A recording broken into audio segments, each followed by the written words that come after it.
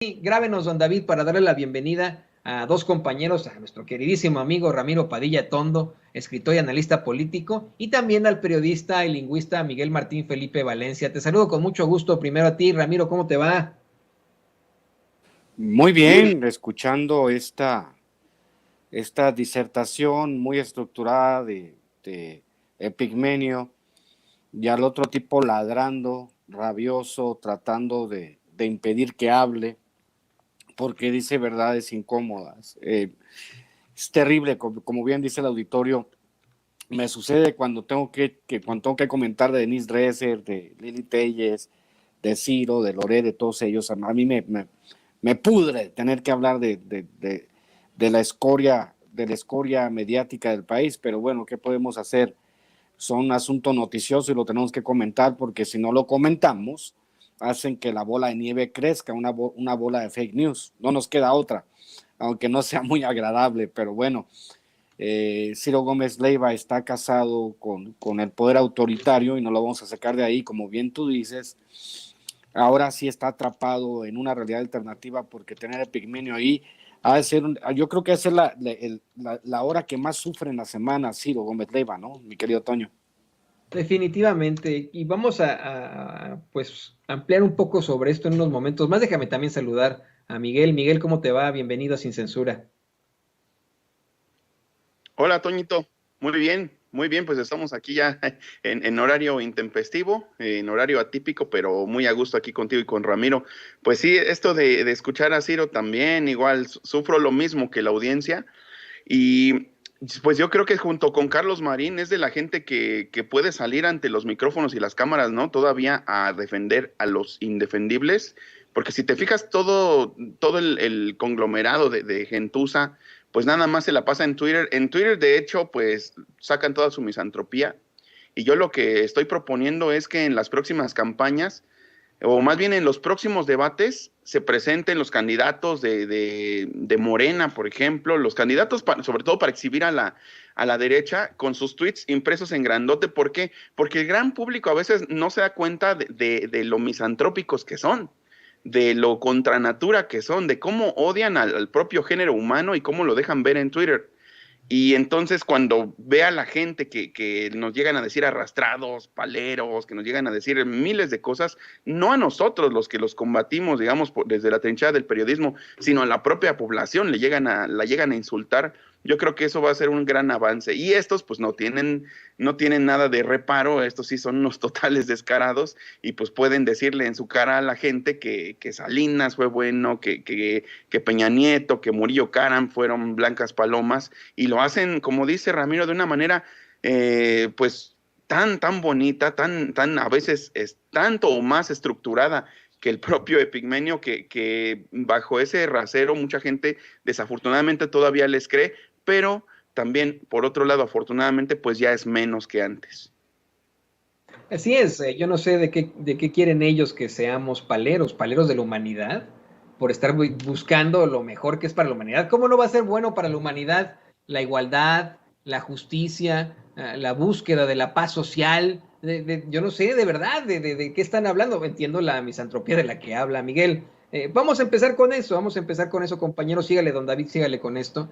Vamos a empezar ampliando un poco más sobre la actitud que existe, no solamente desde personajes que constantemente defienden a los indefendibles, y no en el buen sentido de la frase, defienden a los malandros como Ciro Gómez Leiva, sino muchos en los medios de comunicación tradicionales que por alguna extraña razón, bueno, no son alguna extraña razón, por muchas razones, siguen defendiendo la verdad histórica de Murillo Karam frente a Ayotzinapa.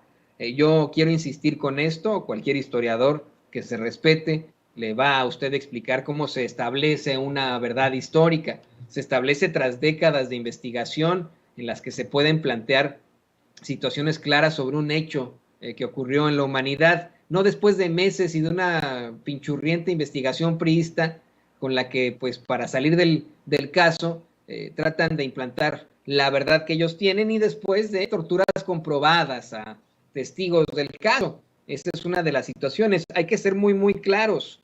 El mismo grupo interdisciplinario de expertos internacionales ha rechazado esa verdad histórica. No solo el gobierno de López Obrador, no solamente el subsecretario de Gobernación para los Derechos Humanos, Alejandro Encinas, ha sido el grupo interdisciplinario, han sido varios expertos los que rechazan esa verdad histórica, y aún así tenemos a los Ciro Gómez Leiva, a los Carlos Marín, a los conductores de radio y de televisión defendiendo esa llamada verdad histórica, querido Ramiro, porque la defendieron en su momento precisamente en el que lo plantearon, porque ellos de principio dijeron, esto es lo que es, esta es la realidad, le vamos a creer al mismo, le vamos a creer al gobierno de Peña Nieto, y esa sí es la verdad histórica. Danos tu opinión más a fondo sobre esta muy lamentable situación, querido Ramiro.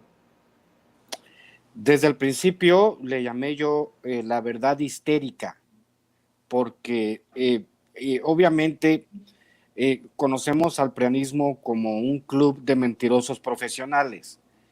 Cuando en la historia del prianato se habló con la verdad. Si se hubiese hablado con la verdad, nos hubiéramos ahorrado muchas crisis. La realidad es que era un estado extractivo que trabajaba para su propio beneficio, para una élite, ¿no? Y de a poco el carácter del Estado se fue pervirtiendo hasta convertirse en este fantasma, en esta cofradía de mafiosos en las que se convirtió el PRIAN.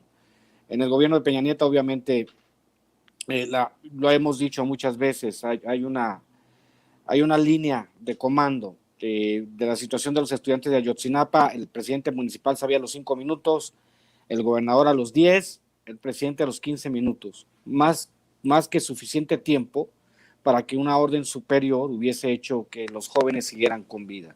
¿Qué hicieron? Tratar de taparlo. Y al tratar de tapar la muerte de 43 estudiantes, lo único que hicieron fue exacerbar el asunto de la no creencia de la sociedad ante las acciones del gobierno, porque los gobernantes están para administrar y hacerse ricos, más no para administrar, digamos, en este caso, administrar el conflicto, como se da mucho en Estados Unidos, porque cuando uno ve a Estados Unidos y ve la manera en que se maneja la política de drogas y cómo administran el conflicto, pues uno esperaría que al menos ellos, desde el gobierno, de repente dieran un manotazo en la mesa y dijeran, estos son tus límites. Lo que muestra el asunto de Ayotzinapa es que los grupos criminales, el gobierno y todos los demás no comprendieron cuáles son los límites, cuál es el valor de la vida humana. Entonces, en esta circunstancia tan extraña, en esto del cansancio Murillo Karam, de los millones de pesos que se gastó Tomás Herón en comidas gourmet mientras pretendía que investigaba, o mientras ensuciaban todo porque, como decía Daniel Sada, ¿no? En el título de su novela, que es una declaración de principios en sí, porque parece mentira, la verdad nunca se sabe qué es lo que sucedió en este caso en Ayotzinapa. Entonces, es extremadamente difícil poder entender a ellos, sobre todo a los funcionarios de gobierno, que tuvieron a cargo una investigación tan relevante que partió el país en dos y que abrió la perspectiva para que ni aún con todos los fraudes del mundo nosotros decidiésemos conservar un gobierno de tal ralea. Y ahora mismo fue, digamos, Ayotzinapa, puedo decirte, mi querido Toño, mi querido Miguel, que Ayotzinapa puede ser definitivamente el Waterloo del PRI en general, porque los números, la gente no deja de percibir que esta yunta de bandidos, pues no les interesaba más que enriquecerse, y los derechos humanos y los derechos a la vida de las personas, al estudio, a la movilización, les importaban un carajo. Entonces, Ayotzinapa es la muestra clara de que ya el PRI había llegado a un punto de inflexión en el que solo le queda desaparecer, mi querido Toño. En definitiva, ahora que se están haciendo estos comparativos con situaciones históricas de otro momento, con la Segunda Guerra Mundial, estoy convencido, como nos lo planteó el padre Alejandro Solalinde, que pues se tendrá que llegar a la conclusión del gran holocausto mexicano a manos del Partido Revolucionario Institucional. Pero quédanos, don David, para escuchar la opinión de Miguel también. Esta es una estrategia que están utilizando en todas partes, la de tener a los medios de comunicación en la bolsa desde el principio y con eso, pues, plantear este tipo de mal llamadas verdades históricas. Yo le quiero recordar al público de Sin Censura que, por ejemplo, aquí en la ciudad en la que yo me encuentro, en Kansas City, emergió hace algunas semanas una joven de un sótano en un suburbio de Kansas City, una joven que había sido violada y torturada y que aseguró que sus dos amigas no consiguieron salir de un sótano en la casa de un conocido supremacista blanco.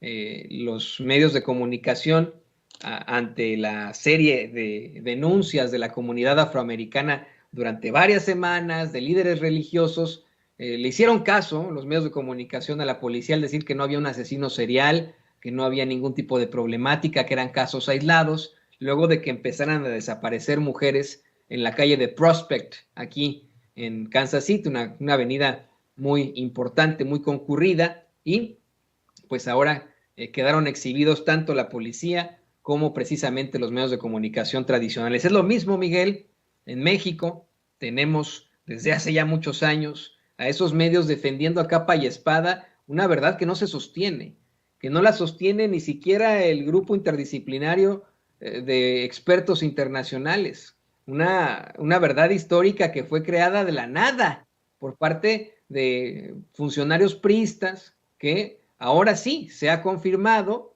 torturaron para llegar a este tipo de confesiones de los testigos del caso, con tal de cerrar ese caso en medio del absoluto cansancio. Danos tu opinión sobre esto, querido Miguel. Pues cuando hablamos de cerco mediático, para que se dé una idea a la gente, nos referimos precisamente a esto. Eso es un cerco mediático, eso es una barricada gigantesca, es un entramado gigantesco de medios que están todos a una, que es un gigantesco barco que va en una cierta dirección, y esa dirección es el rumbo de colisión, en contra de la población.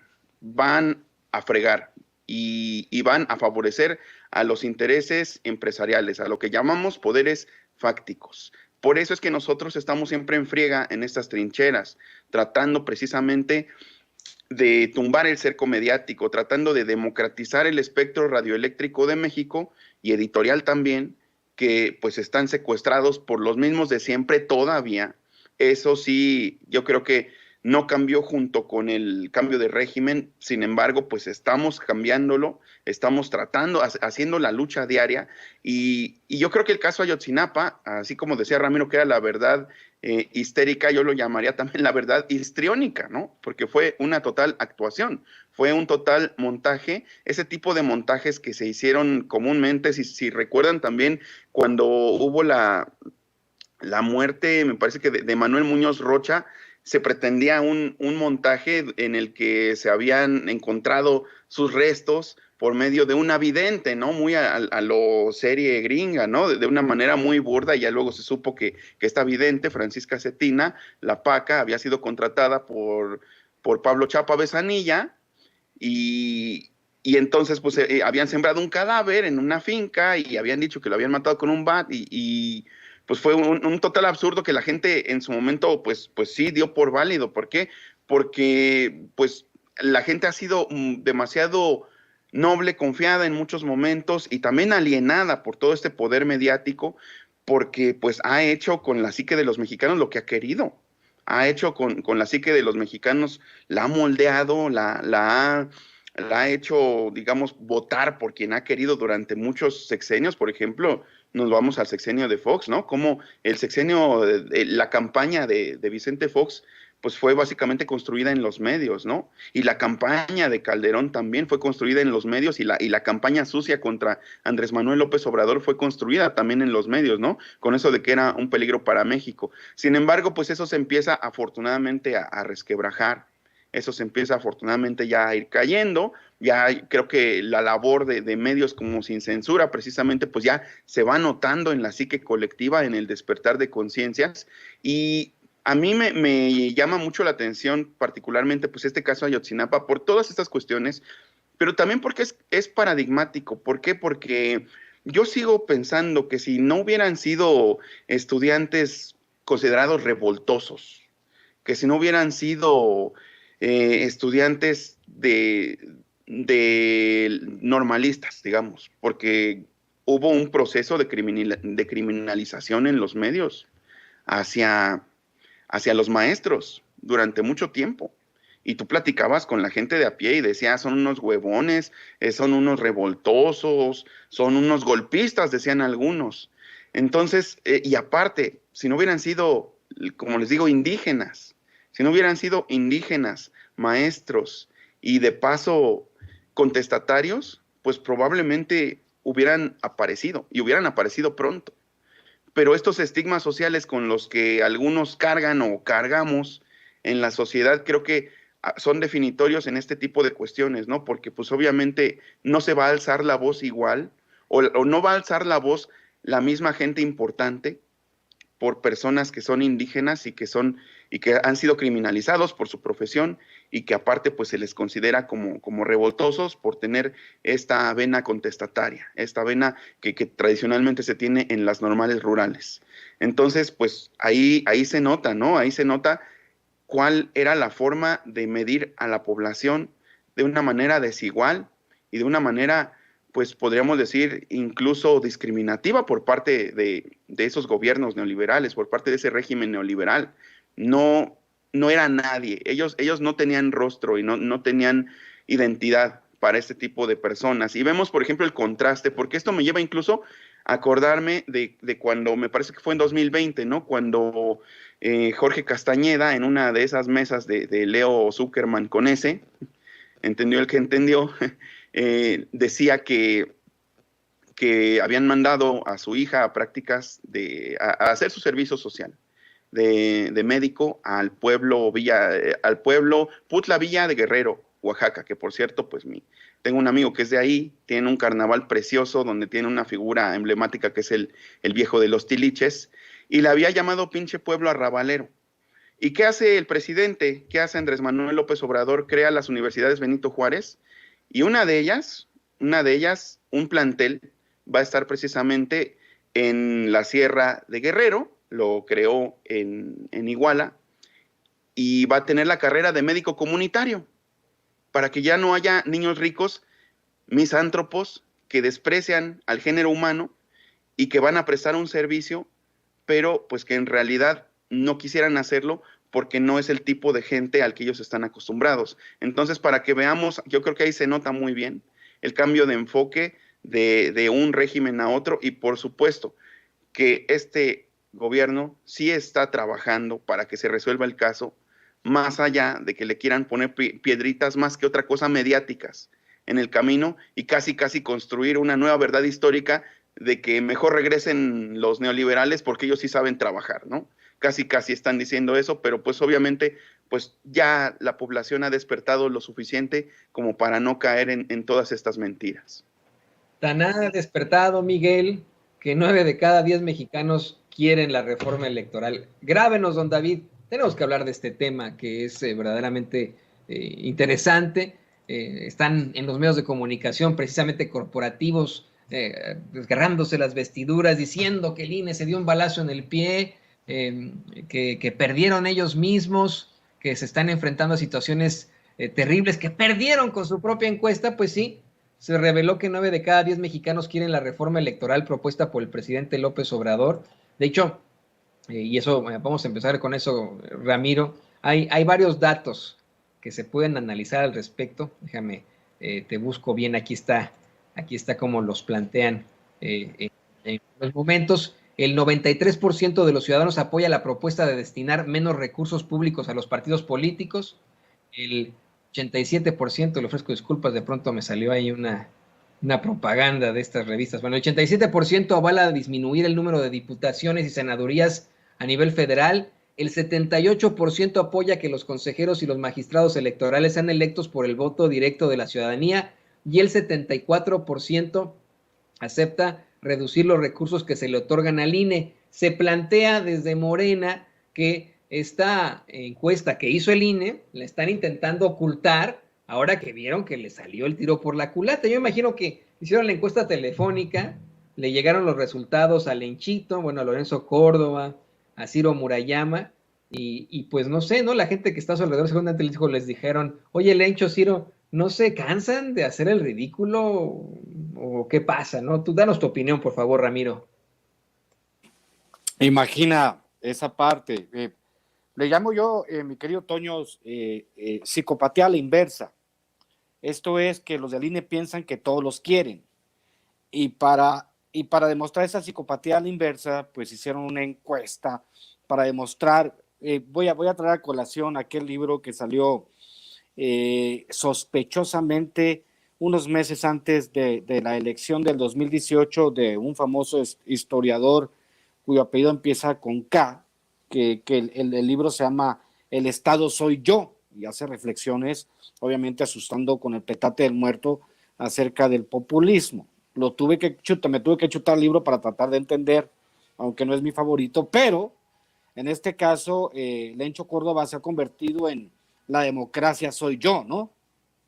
La democracia soy yo, y él opera en ese sentido tratando de explicarle a la gente que sin el INE, sin Lorenzo Córdoba, sin la figura irrepetible de Ciro Murayama y Lorenzo Córdoba, la democracia no existe casi. O sea, han construido esta narrativa del INE que yo digo que es el instituto electoral más caro de la galaxia. Si hay vida inteligente en otros planetas, por eso no nos visitan, porque tenemos un INE como este, ¿no? Dicen, o sea, para organizar elecciones necesitas 20 mil millones de pesos al año y necesitas pagarle a estos cuates. Todavía nos preguntamos, por ejemplo, del dinero de nuestros impuestos le pagan a Marco Cortés y le pagan al Chucho Zambrano y le pagan a Lalito, se pagan sus salarios en los partidos. Hay que preguntarle a Marco Cortés y a Chucho Zambrano cuánto ganan del dinero de nuestros impuestos, porque probablemente ganen mucho más que un diputado o un senador, ¿eh? Sería un buen hashtag en Twitter, ¿cuánto gana Marco Cortés, cuánto gana Chucho Zambrano de sus salarios, de sus partidos? Y tendríamos que exigirle también al INE que nos explicara cuánto ganan, por ejemplo, los dirigentes políticos. Por eso es tan importante que se acabe este asunto de tener a un instituto electoral como este, que ha trabajado toda la vida a favor de los intereses partidistas. Hay que recordar que se dividían los consejeros, 3 consejeros del PRI, 3 consejeros del PAN y 2 del PRD. Ahí se los dividían, ¿no? ¿Para qué? Pues para tener, ellos habían creado esta, digamos, este frío equilibrio entre sus fuerzas hasta que la irrupción de Morena, que terminó por unirlos, ¿no? O como dije yo alguna vez, ya el PRI y el PAN legalizaron su amaciato y se casaron, ¿no? Pero en el caso del INE, pues obviamente es terriblemente protagónico, ¿no? Yo ahorita les pregunto aquí a la gente del auditorio si ustedes conocen algún funcionario electoral en Estados Unidos, en Europa, en Sudamérica, en Asia, que digan, no, es que él es el presidente del Instituto Electoral de Estados Unidos. No existe tal cosa. Este es el único país que tiene un instituto como este. Es el elefante blanco, el que se opone a todo, el que de modo casi fascista anda buscando qué tuiteas para multarte, te anda presentando. Hay que recordar al chapucero cómo lo citaron, ¿no? Porque dijo algo, o sea, de ese tamaño, censores públicos, la Santa Inquisición. Entonces, la reforma que se pretende es obviamente, va en el sentido de regresarnos a nosotros los ciudadanos el verdadero poder para elegir nuestras autoridades sin trampas. Hay que recordar pues los algoritmos que se manejaban en las elecciones. Hay que recordar cómo ahora en Brasil, en unas pocas horas, se resolvieron las elecciones sin problemas. ¿Por qué no se puede hacer en México? Obviamente si hay una desconfianza muy asentada en el asunto del voto electrónico, pero tenemos que evolucionar como mexicanos. Si tenemos una institución confiable y nuestros magistrados electorales y nuestros jueces, nosotros podamos elegirlos, que tengan un perfil que nos guste, pues entonces vamos a vivir en plena democracia. Ahorita no vivimos en plena democracia. Cuando la gente todavía en Twitter sale con la payasada esa de que sí, pero pues Lorenzo Córdoba avaló la elección de López Obrador. No, cabrones. O sea, les pegamos una mega madriza que era tanta la diferencia de votos que no pudieron hacer sus trampas. Así que déjense payasadas, y de verdad que sí, vamos a ver en un tiempo cómo el INE se convierte en una página más de los libros de la historia que no debió ser, mi querido Toño. Sí, en definitiva, y le pido a David que nos grabe para también escuchar tu opinión, Miguel, sobre esta encuesta del propio INE, con la que pues se revela que 9 de cada 10 mexicanos quieren la reforma electoral. Se revelan muchos datos, ¿no? En estos que se dan al último, pues sí, son 9 de cada 10 apoya la propuesta de destinar menos recursos. 9 de cada 10 quiere menos diputaciones y senadurías. 8 de cada 10 quiere que consejeros y magistrados sean electos por voto popular. Más de 7 de cada 10 acepta reducir los recursos que se le otorgan al INE. ¿Qué opinas de esto, Miguel?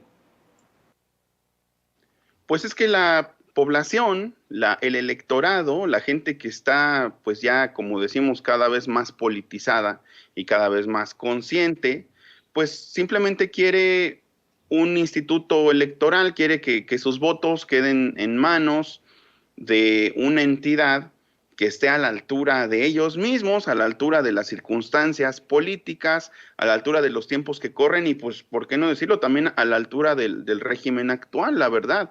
Recordemos que el INE tradicionalmente pues ha tenido estos asegúnes, ¿no? Que siempre nos lo han vendido como el no va más de la democracia, casi a nivel mundial. Pero pues, ¿quién fue el primer presidente del antes IFE? Fernando Gutiérrez Barrios, uno de los principales artífices de la represión y la matanza de Tlatelolco en 1968, adscrito a la Dirección Federal de Seguridad y posteriormente al CISEN. O bien, ¿cómo está ahí, por ejemplo, José Woldenberg, que quería pasar a la historia igualmente como un demócrata más, así como quisieron hacer pasar a la historia, y todavía lo están diciendo, que Zedillo pasó a la historia como un demócrata, que porque no hizo ningún aspaviento cuando ganó Fox, y pues ahí en esa ecuación de los demócratas, en ese costal más bien de los demócratas, pues ahí estaba metidote José Woldenberg, y sin embargo, pues ahorita se la pasa tirándole un día sí y el otro también al presidente. O por ejemplo Luis Carlos Ugalde, que lo sucedió en el cargo y que en el libro de Olga Warnat se consigna, el libro Felipe el Oscuro de Olga Warnat se consigna como pues estaba Calderón muy enojado con él porque no le dio el gane en los primerititos segundos, en los primerititos minutos, cuando salían los resultados del PREP, no le daba el gane y entonces pues se enojó mucho con él, no le hablaba, no le contestaba llamadas, y en diciembre del 2007 le lleva su renuncia a Luis Carlos Ugalde, a Calderón, allá a Los Pinos, y le dice, mira Felipe, me voy, aquí tienes mi renuncia, pero nada más acuérdate de que tú estás sentado ahí gracias a mí. Entonces no estaba sentado, ya lo aceptó, pues no estaba sentado en la silla presidencial, gracias al pueblo, sino que él se adjudicó casi pues la autoría, ¿no? De validar esa elección como buena, que estaba en sus manos. Entonces darle el gane a Andrés Manuel López Obrador, o bien hacer el recuento que se pedía, el de voto por voto, casilla por casilla, no lo quiso hacer, no dio su brazo a torcer porque entonces era parte del régimen y lo admitió. Y ahorita lo tenemos, por ejemplo, como contertulio en las mesas de Pepe Cárdenas, en la radio, uno de los más recalcitrantes críticos, no críticos, más bien odiadores del presidente, porque una cosa sería la crítica que está desapareciendo, al menos desde esa trinchera de los que están en la oposición, me refiero no nada más a medios, sino también a actores políticos. Está desapareciendo la crítica, la crítica seria o la crítica argumentativa está desapareciendo y está dando pie, pues, o ya dio pie a la era de la descalificación, a la era incluso del meme ofensivo, de muchas cosas a las que se han adaptado muy bien. Los flagelos sociales de las redes cibernéticas casualmente les han sentado muy bien a todas estas personas. Y pues ahora tenemos actualmente pues a Ciro Murayama, que lo vimos, se exhibió solito como un talante de maestro regañón cuando no quiso darle la candidatura, se la negó a Félix Salgado Macedonio. Y vemos también cómo él se presenta en entrevistas con Broso y hace comentarios de sorna en contra del gobierno. ¿Cuándo se había visto eso? ¿O qué? ¿En qué cabeza cabe, como bien lo planteas, Toño, en qué cabeza cabe que emita opiniones y aparte opiniones sarcásticas, opiniones con ironía acerca del gobierno, la autoridad electoral, que para empezar no debería pisar esos estudios, no debería pisar esos foros como rockstars. Por ejemplo, igual el propio Lorenzo Córdoba también ha ido allá a Latinos, también en entrevistas a modo, pues Broso lo hace que saque sus comentarios irónicos en contra del gobierno, en contra de Andrés Manuel, en contra de los seguidores de Andrés Manuel López Obrador. Y esto pues es inédito y la verdad es que es innecesario, pero también es insostenible. Ya no podemos tener una autoridad electoral, si se precia de serlo, metida en la agenda pública. Es innecesario, es impensable y es también insultante si tomamos en cuenta todo el presupuesto que se le destina. Está fuera totalmente de sus funciones y sí, a lo mejor no dejan de ser ciudadanos y sí, a lo mejor no dejan de ser gente muy, muy estructurada que puede emitir una opinión, pero a mí se me hace totalmente innecesaria su presencia, el que tengan que estar en la agenda pública por ese tipo de razones, a mí se me hace totalmente innecesario y como he hecho esta pequeña revisión histórica, pues tiene sus antecedentes de que el antes IFE y ahora INE, pues la verdad es que nunca ha estado limpio y nunca ha estado genuinamente del lado de la ciudadanía. No, y lo han planteado varios políticos, el mismo Martí Batres, lo planteas tú, Miguel, lo plantea Ramiro, lo planteo yo. El INE ya ha cambiado de IFE a INE, ha enfrentado una serie de metamorfosis aquí y allá, pero solamente ahora se cuestiona, y ahora cuando es el público, el pueblo de México, el que quiere que cambie ese Instituto Nacional Electoral, ahí están las encuestas muy claras, es verdaderamente ridículo. Yo te quiero agradecer a ti, Miguel, a Ramiro, por su participación y les ruego que por favor nos compartan sus redes sociales en este día muy interesante de programa especial aquí en Sin Censura. Miguel, por favor, compártenos tus redes sociales. Pues muchas gracias, Toño. Pues me encuentran ahí en mi canal, Al Aire con Miguel Martín, donde tengo precisamente los lunes literarios con el buen Ramiro, que aquí en este formato no nos podemos ver directamente, no le puedo mandar su besote con trompa de Claudia Pavlovich, pero ahí va. Y pues ahí hacemos los lunes literarios, que pues tratamos de precisamente abordar un libro por semana y acercárselo al público, y pues ha sido una experiencia que ya cumplió más de un año, y pues está resultando bastante bien. Estamos tratando de hacer un poquito de época en este renacer de las conciencias, al que yo he llamado, por cierto, la Primavera Digital Mexicana, que es el nombre de mi libro, es el nombre del libro que pues ya se presenta oficialmente este sábado 5 de noviembre en el Tianguis del Chopo, a la 1 de la tarde, aunque va a estar la venta desde las 11 de la mañana. Ahí vamos a estar, me va a devolver el favor Ramiro presentándome el libro precisamente también ese día.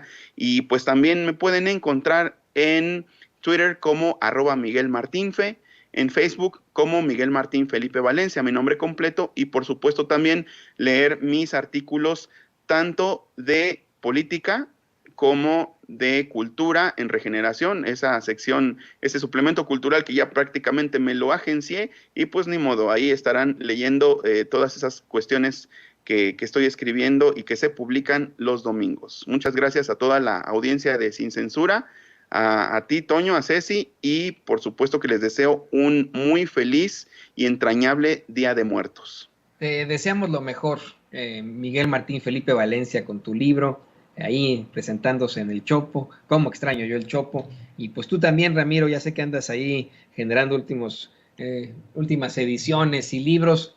Compártenos también tus redes sociales para que se pongan en contacto contigo, para que canten contigo todas esas canciones que te han hecho famoso.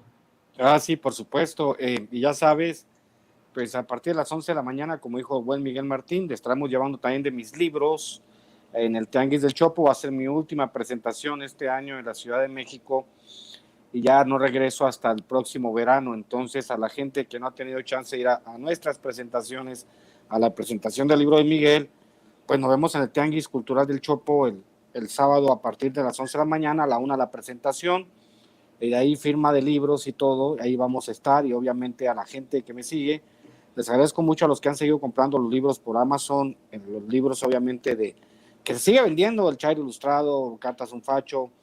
El domingo 7 estaré en Guadalajara porque van a llevar al teatro mi libro Maradot, lo van a llevar al teatro y voy a estar en la lectura dramatizada, que es un sueño hecho realidad para mí, que uno de mis libros lo lleven al teatro.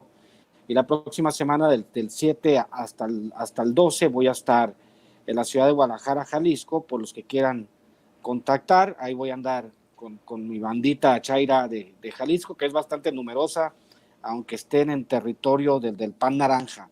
Entonces, nos vemos también el día 12 a las 8 de la noche en la Feria del Libro de Hermosillo. Ahí estaré cerrando mi gira nacional y obviamente la primera semana de diciembre estaré presentando Cartas un Facho, pero ya en mi ciudad, en Ensenada. Ya regreso a Ensenada y pues ya saben, @Chairo Ilustrado, @Ramiro Atondo, síganme por mis diferentes plataformas y sigan comprando los libros por Amazon, que eso me ayuda muchísimo. Te mando un abrazo, mi querido Toño, y nos vemos la próxima semana. Les mando un abrazo a los dos, ahí lo tiene usted, al queridísimo escritor y analista político Ramiro Padilla Atondo. Yo ni lo he visto en un año, pero ya lo extraño de la Ciudad de México. Yo imagino a la gente cómo va a estar sufriendo de que se va nuestro querido Ramiro Padilla Atondo de la Ciudad de México, no regresa hasta el próximo verano. Y bueno, grábenos, don David,